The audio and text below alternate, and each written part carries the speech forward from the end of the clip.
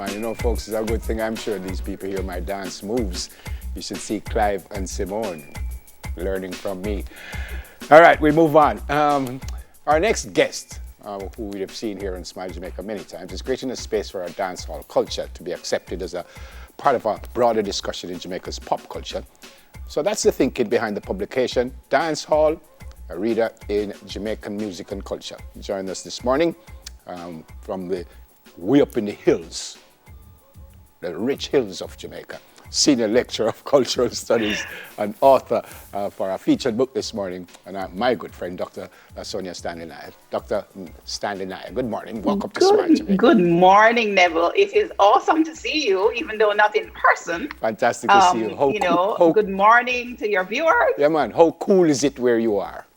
It's probably about 68 degrees. Oh, man. I want to live right here, so that's beautiful. All right, let's get to it now. In preparing for this, I'm reading here, it says the publication took 10 years to put together? Yes, it probably is a little more than 10 years, actually. But the work, I remember sending out original emails for this book about 2003.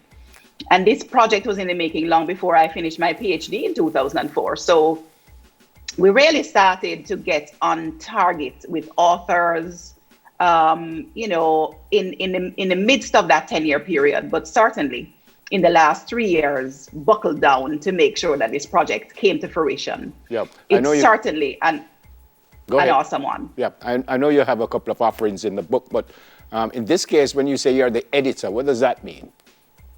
Oh, it means that I decided to select the authors, what contributions they made, and what really was going to be that important narrative, in a sense, a definitive text about dancehall. So the editor selects the contributions within the text. Yeah. Why is it important to do this? You know, so many of the writings on Jamaican dancehall, even on reggae, were done by people outside of Jamaica. So a lot of what is happening now is that we've created a cadre of persons who are quite equipped to write about ourselves, write our own stories from our own perspectives. And so this book is, in a sense, it testifies about our own capacity to represent our own cultural practices, our own performance practices, dancehall being one of them. But of course, there's a lot of stigma attached to performance practices such as dancehall. They don't think it's legitimate work. When I told people I was going to dance halls to study, to write, to take notes, even when I take my students on field trips now to dance hall, they're like, but that's play. That's not real work. So we have come a long way in legitimizing the scholarship about ourselves. And this book represents the ways in which we are doing that. It takes a lot of work to collect 31 chapters in a book representing Jamaican dancehall. Yeah. You're brilliant in what you do, and I say that sincerely, but were you surprised by anything in all of this research? A lot of surprises, man, Neville, man. One of the most important things for me as a researcher was that there were ways to look back into our past, our ancestors, what they were doing on the continent, and how those things were represented in today, 1990s when I was doing my research, 2000s, right now, dancehall. And people may not believe it, but I went all the way back to the slave ship, and before that, looking at scholars like Ben Buchanan, Maureen Warner Lewis has done a lot of research that helped me in my work as well. Looking at the blues, the connections across the African diaspora, those things were amazing and awesome for me. Yeah. We've had this discussion about, and you said kind of something like that earlier when you said most of what you've done would have been done by people outside of Jamaica.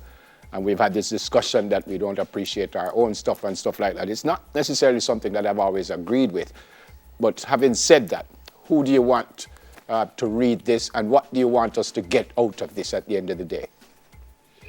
And I agree with you, Neville. It's not that we have not necessarily been writing about ourselves in that kind of blanket way. We certainly have not been looking. We haven't had the time in most cases. We have just been creating, vibing, living, and not necessarily understanding the value of who we are as a people and what it is we've created. But yes, I want students, I want scholars, I want researchers, I want dance and music fans to read this book. It's quite accessible. Clearly, it is meant for an academic audience. It's, published by a university press, our very own University of the West Indies Press.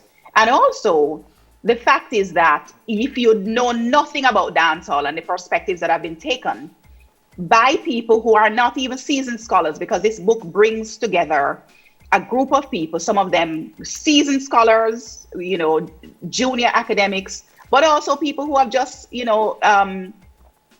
Lawton, for example, has written about Badmine and Obia in the book, and she has never done any scholarship at all on dancehall. So the book brings together a number of perspectives, people from within Jamaica, outside Jamaica, all over the world, as we say, international.